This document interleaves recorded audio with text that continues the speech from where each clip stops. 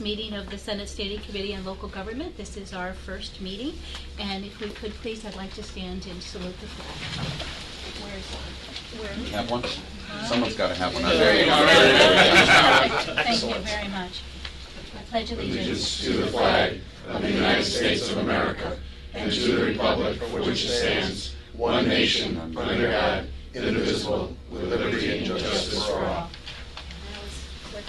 Thank you very much. I'd like to thank Senators Murphy, Ritchie, and the Ranking Member, Senator Panapinto, for being here this morning. First item on our agenda is to allow the Firemen's Association of the State of New York to address our committee. I understand that Bob McConville, the president of the group, is going to address us, as well as John D'Alessandro. So we would just welcome you to come to the table and join us. Thank you. You may want to sit here. Okay. The camera is there, and we would like people who are watching us to be able to hear and see your presentation. There's no turning back now. No, it isn't. Senator, before I start, I would like to have our guests introduce themselves, if that's possible. Oh, so could we have them do that? It absolutely is possible, please. Steve, you want to start? My name is Steve Klein. I'm the second vice president of the Firemen's Association. I'm from Nassau County. Ken Pinkowski, first vice president of FASD, Onondaga County. I'm Jerry DeLuca. I'm the executive director of the State Fire Chiefs Association. President McConville invited me to join them here this morning. And I'm David Quinn, Chief Administrative Officer for FASD. I live in Columbia County, and I'm the Chief Officer at South Star. Thank you all for being here with us this morning and to talk about the needs of the fire services throughout New York State. Well, we certainly appreciate the opportunity, Senator. Thank you. Good morning, and thank you, Chairman Marshall, and members of the Local Governments Committee, for this opportunity to speak about the Firemen's Association of the State of New York. FASD's mission is to ensure that every New York State volunteer firefighter is safe, well-trained, and healthy. A vital part of that mission is being able to attract good people to our ranks. Without the ability to carry out every element of this mission, New Yorkers would be less safe in their homes and workplaces, and taxpayers would carry a heavier burden. In front of you are copies of a recently completed study, Tax Savings and Economic Value of Volunteer Firefighters in New York State. And that's this PIP binder that you have in front of you, which we highlighted later, as well as copies of our legislative agenda and the issues of united concern, which are bills that are supported by additional membership organizations representing the New York State Fire Services. And that's one reason we have Jerry DeLuca with us. He represents the New York State Fire Chiefs, and is certainly a partner with FASD, as well as the New York State Fire Districts.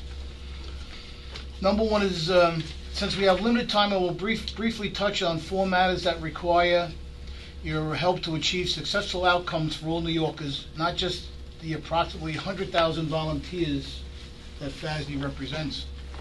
Number one is VFBL cancer coverage. The bill very simply provides volunteer firefighters with the same coverage given to our brothers and sisters in the career service. Studies have found that firefighters have a higher rate of cancer than the general population, making this bill more important now than ever before. We have given you a flash drive, which is in the box, with a video to illustrate the magnitude of this issue. And please, if you have a chance, please watch the video. It's a very informative video, and I think you're going to learn some stuff from the video, without a doubt. We want to thank you, your committee, and the entire Senate for passing this bill last year. We believe that we have the momentum to get this done this year, and we hope that you will consider including this bill in the upcoming budget.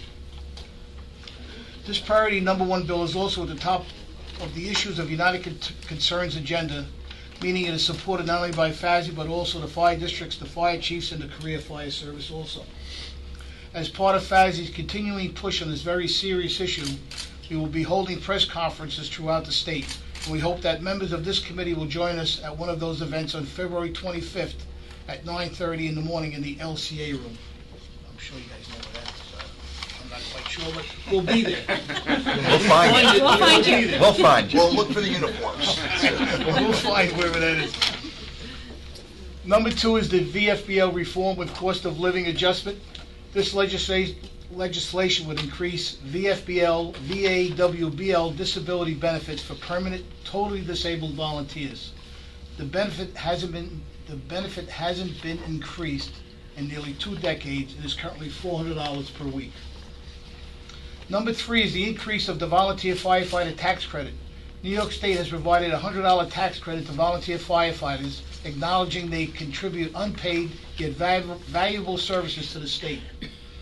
FASD proposes a $200 increase in the tax credit as a much-needed incentive to help recruit additional volunteer firefighters. Again, this bill is one we ask you consider for inclusion in the budget, as it will have a positive impact on all 100,000 volunteers in the state of New York. And number 4 is the Fair Play ambulance cost recovery. Legislation which would allow authorities having control of the fire department or fire company that provides emergency medical services to establish fees for services. This would create parity with volunteer or private ambulance services which presently have the ability to bill for services. The bill would help offset these service costs which currently are shouldered by local volunteer fire departments. I thank you for listening to those 4 agenda items. At this time, I'd like to have John D'Alessandro talk about the survey and the resource for FASD's recruitment and retention for the upcoming year. So John, you're up. Thank you. You're welcome. I'm John D'Alessandro. I'm the Association Secretary for the Firemen's Association. I'm also a firefighter up in Saratoga County and happy to be a constituent of Senator Marchione. For many years. For many years. One of the things we wanted to talk briefly about was a study that was just recently updated. We got the final report back in December. A reality of life is that whenever we talk about issues of concern and legislative issues, there are always cost impacts. And we believe that the importance of this study is that in spite of the cost impacts of any incentives or benefits to recruitment and retention, the volunteer fire service provides a tremendous economic savings to the citizens of New York. Just a couple of brief bullet points. The study actually has all the nitty-gritty details. But in salaries and benefits alone, volunteer firefighters save $3.12 billion to the citizens of New York. If we had an all-career service throughout the state, the cost would be $3.87 billion, and that represents salaries, benefits, and debt service, because about 1,300 stations, fire stations, would have to be acquired, built new, or renovated. In addition, there would be a one-time cost of $5.95 billion to acquire that equipment and stations. On top of all of that, we would need approximately, I believe it's 30,000, almost 31,000 career firefighters would have to be hired to replace the volunteer service. When you put all this together, what's the impact to the residents? The residents would see property taxes rise between 3.3% and 123%, with the average tax rate rise of 26.5% across New York. And again, that's based on property values and the various municipalities. We provide a tremendous economic benefit. Forget about the logistical issues that we'd have to surmount to provide adequate fire and emergency response if we went to an all-career force. One other thing that this study did look at also is back in 2010, we were fortunate. We received a federal grant, a SAFER grant, a Staffing for Adequate Fire and Emergency Response grant, whose purpose was to enable us to do recruitment and retention activities, because we've seen a precipitous drop in the amount of people volunteering to become firefighters. Back in the 90s, there were about 120,000 volunteer firefighters. In the early 2000s, that number had dropped to around 80,000. I'm happy to say that after 4 years of being able to do several things under this grant, we attracted approximately 20,000 new volunteers. So we're back up in the 100,000 range, but we're still far below the number of people that we need. If you think about it, the mission of the fire service has grown over the years, especially after 9/11. It's not just putting out fires anymore. It's total and complete emergency response, everything from structure fires to pump outs of people's basements when we have severe storms. So we do need more people. You might say, well, so you get more people. That's a nice luxury, but really, what's the value of that? Well, the value is that it has a direct impact on our ability to respond to calls. And that was an extra component when we updated this study last year. We asked them to look at response times, because that is a critical component in us being able to address emergency situations effectively. And as a result of the almost 20,000 new volunteers we were able to attract, the data shows that the average response time across the state was reduced by 2.5%. Now you might say, 2.5%, that's a relatively low number. But the way structures are built these days, we call it lightweight construction with trusses and prefabricated floors, buildings burn 8 to 10 times faster than they did in the past. Years and years ago, fire departments had the luxury of getting there as quickly as possible, but having enough time to be able to get there, assess the situation, and go inside and do what they had to do. Oftentimes now, by the time we get there, the structure is fully involved, and it's usually compromised, the floor or the walls or the roof. So 2.5% to us in the fire service could mean saving a structure, could mean people getting hurt, could mean getting residents out unharmed. So again, the study has a lot of details and a lot of facts, but we just wanted to bring it to the table as we continue this dialogue about the benefits and the needs of the volunteer fire service. Questions from anyone? I just have one comment. I'm always amazed at the number of volunteer firemen and women who give up of their time, and I know since having this job and not being able to attend some family functions that you'd like to, that it always brings back the firemen and women who are called away for ball games or dinners, and they still continue to volunteer, countless hours. So I just want to say thank you. Yeah, same here to Senator Ritchie is thanks, guys. I mean, you really answered a call in the middle of storms, in the middle of dinner tables, family meals. And what's today? Today is Tuesday. Just this past Thursday, I was up for the graduation of 3 classes in Putnam County. I graduated 48 new fire members, volunteer firefighters. So it was a pretty significant day.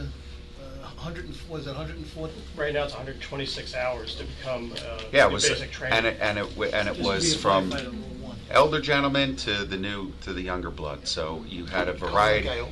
No, one of the guys who graduated that doesn't know me. Well, I was going to say, I don't vote for him, so he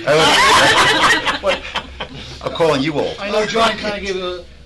But thank you, guys. I joined the volunteer fire service in 1968. So I've been with this 48 years, and was an EMT for 30 years, and we certainly have seen young firefighters across the state, male and female, who have completed this 120-odd hours of service, who are dedicating their time and service to their neighbors. We say neighbors helping neighbors, and that's really what it's about. Yeah. And we just need a little help to continue that tradition that's been going on for like 300 years. So we would like to be here in the next 100 years. I was at the East Greenbush Fire District, had their 100th anniversary Saturday night. And I said to them that how we fight fires has changed. The dedication to just becoming trained now as a firefighter is so much more than what it was in the past. And the time that you take when you talk about at these banquets and they say, so-and-so, John D'Alessandro did 300 calls. Yeah. You think about, John D'Alessandro has another job, and yet he's still giving that kind of time to all of us. And I believe we need to do all we can do. I can tell you, though, although in some of my districts, such as East Greenbush, there were a lot of young people there. They were recruiting terrifically. I had another supervisor at a meeting that I called on Friday tell me that the average age in his fire district was 70 or 75, because the driver was 80 during the day I'm talking about, and the one was 73 and one was in his 60s, and that's what they had during the day. So I do still think that it is a real serious issue to attract enough firemen and women, of course, to be able to fight fires. And does the grant that you have allow you to specifically hone in areas where they're still having issue, or is it just a general, throughout New York State? Unfortunately, the grant ran out. It was a 4-year grant, okay. And we applied to get a second grant, and they denied us.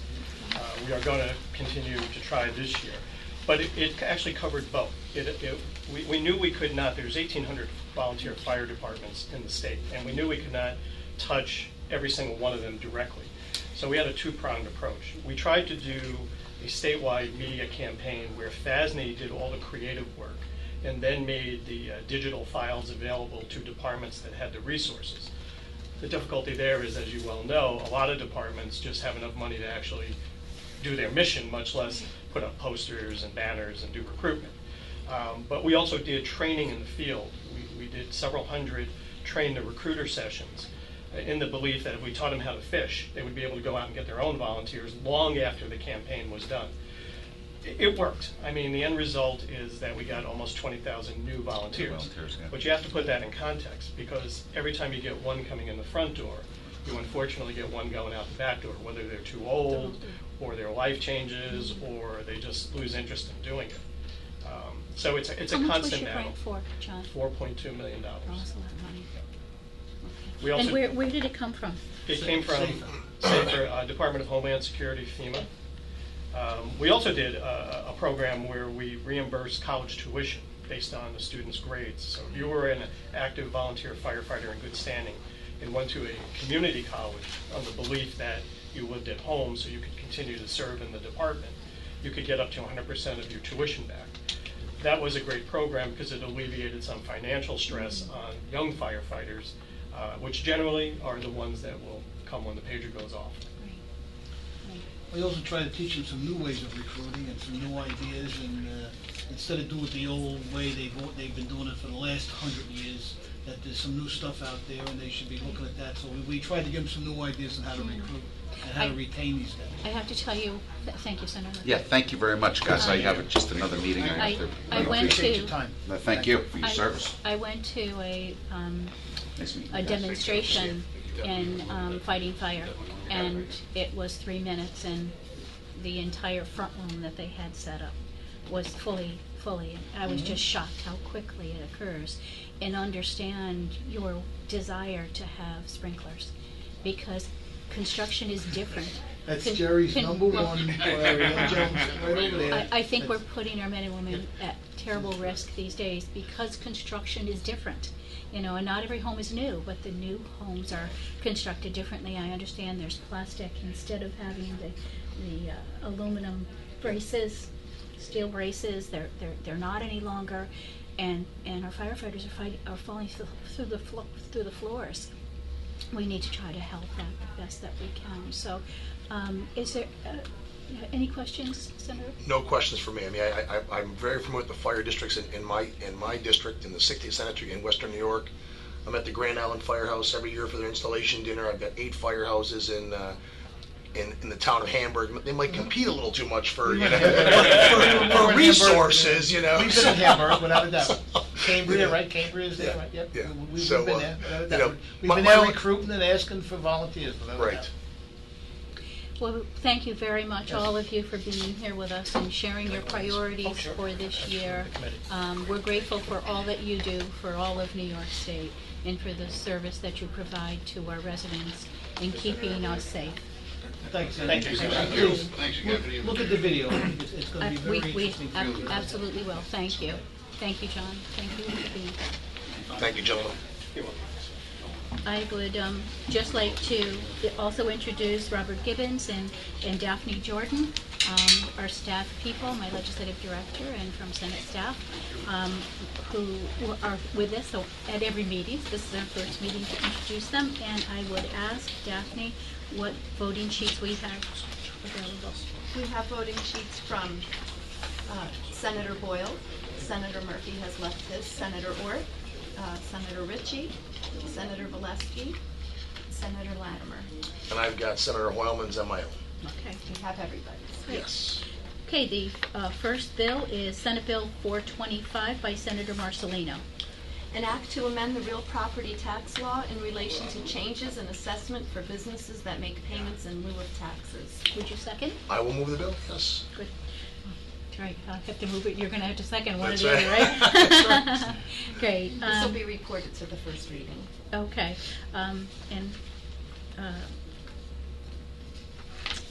The bill then is moved. And this bill has passed the Senate 7 times. Out of the past 9 years, it has not moved from Real Property Taxation Committee in the Assembly, but we will move it again.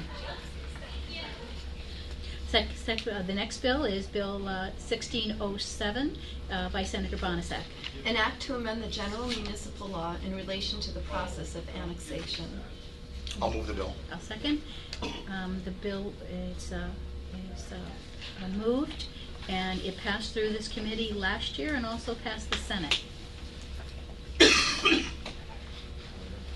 The next bill is Bill 1835B by Senator Ritchie. I will move the bill. An act to amend the real property tax law in relation to exemption from taxation of structures and buildings essential to the operation of agricultural and horticultural lands. The bill is moved, and since its introduction in 2013, this bill has been reported from committee and has passed the Senate. In the Assembly, it has remained in the Real Property Taxation Committee. And I have one AWR. Senator Hoylman voted without recommendation. Next bill is Senate Bill 2448 by Senator Farley. If approved, this bill will be referred to Finance. An act to amend the general municipal law in relation to providing notice of health insurance contracts for retired officers, employees, and their families. I'll move the bill. The bill is moved, and this bill passed both the committee and the Senate in 2015. Next bill is Senate Bill 3017 by Senator Young. An act to amend the general municipal law in relation to authorizing boards of cooperative educational services to establish workers' compensation reserve funds. And I'll move the bill. The bill is moved, and this bill was first introduced in 2012. It has passed the Senate each year since, but the bill has remained in local government committee in the Assembly. Next bill is Senate Bill 3115 by Senator Ort. An act relating to authorizing the City of Niagara Falls, County of Niagara, to reduce the speed limit in downtown Niagara Falls. I'll move the bill. Bill is moved, and this bill was reported from committee last year and did pass the Senate. Next bill is Senate Bill 3897A, and that's my bill. An act to amend the county law in relation to the use of official seals. I'll move the bill. This bill was reported from committee and passed the Senate last year.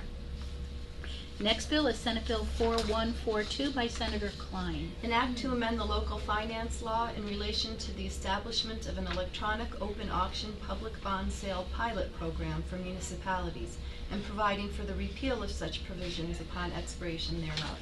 I'll move the bill. The bill is moved. This bill was reported from committee and passed the Senate both years since its introduction in 2014, but it hasn't moved in the Assembly from the local government committee. The next bill is Senate Bill 5013A by Senator Ort. An act to amend the real property tax law in relation to establishing a green development neighborhood tax exemption. I'll move the bill. Bill is moved. This bill was introduced by Senator Grisanti in 2012. Senator Ort carried it in 2014, and it has passed through committee and the Senate each year since it was first introduced. Next bill is Senate Bill S5845 by myself. An act to amend the real property tax law in relation to the redemption of real property subject to a delinquent tax lien. I'll move the bill. Bill is moved, and this bill did pass the Senate last year. Next bill is Senate S6361 by Senator Croce. An act granting the Lutheran Church of Our Savior Parish retroactive real property tax exempt status. I'll move the bill. The bill is moved. Next bill is Senate Bill S6431 by myself. An act to amend the real property tax law in relation to the redemption of multiple liens on farm property. And I'll move the bill. Bill is moved, and just a little history on this bill. It's newly introduced by myself, but it was originally introduced by Senator Libous, and I was a co-sponsor at the time. It's passed through the committee every year since it was first introduced in 2011. In the Assembly, it remains in Real Property Taxation Committee. So, any further business? None that I can think of. Well, thank you all so much for coming. That Thank you, concludes Senator. our first Okay. meeting. Great.